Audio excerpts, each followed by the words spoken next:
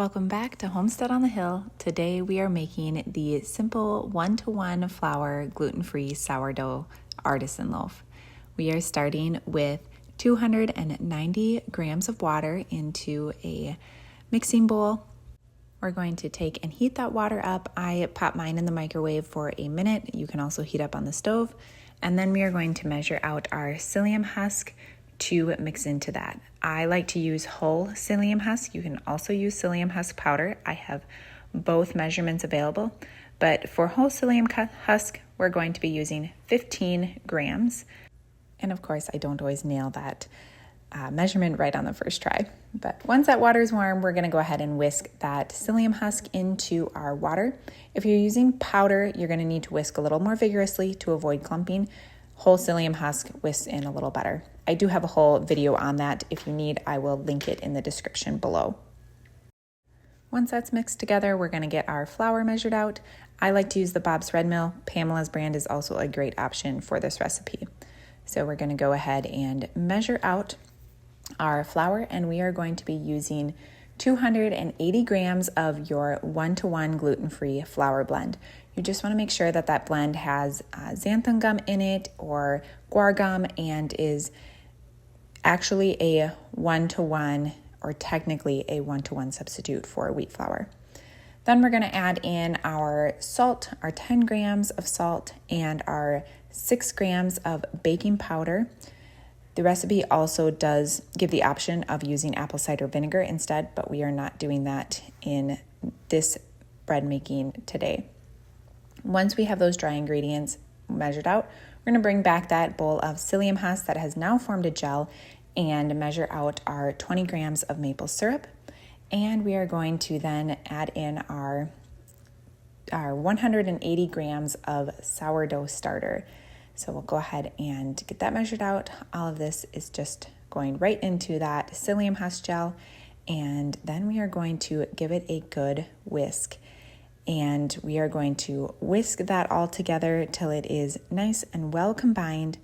And then this is going to be added into our dry ingredients here in just a minute.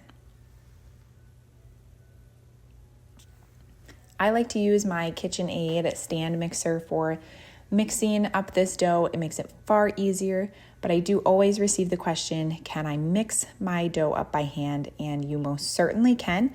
You're gonna need to get your elbow grease out and really make sure you're working it well, because once all the wet ingredients is added in here and we start mixing this, I am mixing this on high speed in my KitchenAid stand mixer for close to 5 minutes to really get it mixed well and create that really soft, well-mixed bread dough.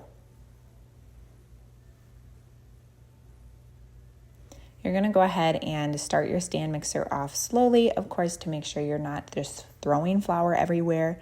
And as that gel mix starts to work its way in, you're just going to speed that mixer up. And you can see here, it starts to look really clumpy at first. Just let it keep mixing. And then pretty soon you're gonna get this nice form of dough, of a dough ball.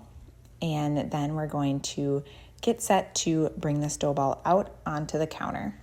The first shaping, I use an oil. I like to use avocado oil in my baking, and so that's what I'm using here.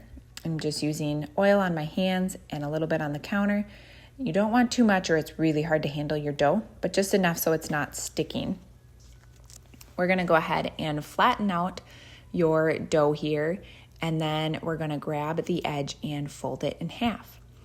Then we're gonna start pinching that edge together. It's a little tricky to be doing this with the way I was recording here. So mind you, it looks maybe a little cumbersome, but we're just working on pinching that fold together, and then we are gonna start kind of rolling it there on the counter as you saw, and that's gonna start smoothing out the top of that dough ball. This first shaping doesn't need to be super perfect, but it does help. The smoother you get it, the easier it will be in your next shaping and the nicer loaf you'll have in the end. So you're gonna go ahead and place that into your bowl, and you're placing that seam side down for your first proofing here.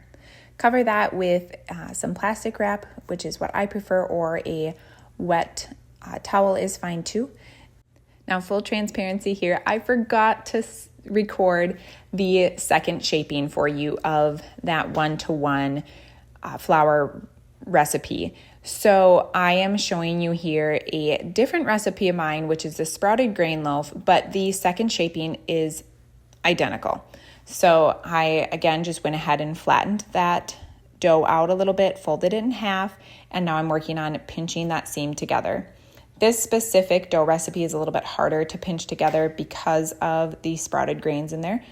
But again, you're working at the seam, forming that dough into a nice ball, and then you are placing it in your proofing bowl, seam side up, and allowing that bread to proof again. Now, you're going to be asking me on proofing times, and proofing times are going to vary a lot. I like to proof mine in the oven for generally like 3 to 4 hours per proofing session. Now, there I just sprinkled my rice in the bottom of my heated Dutch oven, and now we are working on transferring this loaf into my hot Dutch oven. Yes, that Dutch oven is very hot, which is why I'm being so careful, but I much prefer this method than trying to flip it out on the counter on the parchment paper and then transferring it to the Dutch oven. I just find this holds that loaf together, that dough shape so much better. So I just go ahead and do it in one transfer. You can choose what you prefer. Now again, no fancy tools here. I'm just using a sharp knife to score my loaf. I find just a simple cross is super easy. I personally don't really love getting super fancy with my bread, so I don't even have a bread lame, but if you want to utilize one, you certainly can. Otherwise, a sharp knife like this works just fine for scoring your bread. So once you have this scored, you're going to go ahead and recover, and you're going to put this in the oven at 475 degrees for about 20 minutes. And then you are going to go ahead and after 20 minutes, you're going to remove that cover and you're going to drop the temperature of your oven down to 450 degrees Fahrenheit and let it bake for another 35 to 40 minutes. And you really want the loaf to be quite dark, but not burnt on the top. This is going to ensure that the inside of your loaf is actually baked and isn't going to be gummy. The other thing that you want to make sure to do is to not cut into this loaf while it's still hot.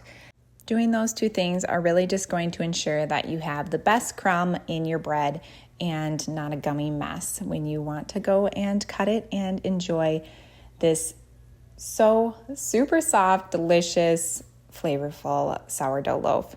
So once it has had plenty of time to cool, this loaf had sat out overnight.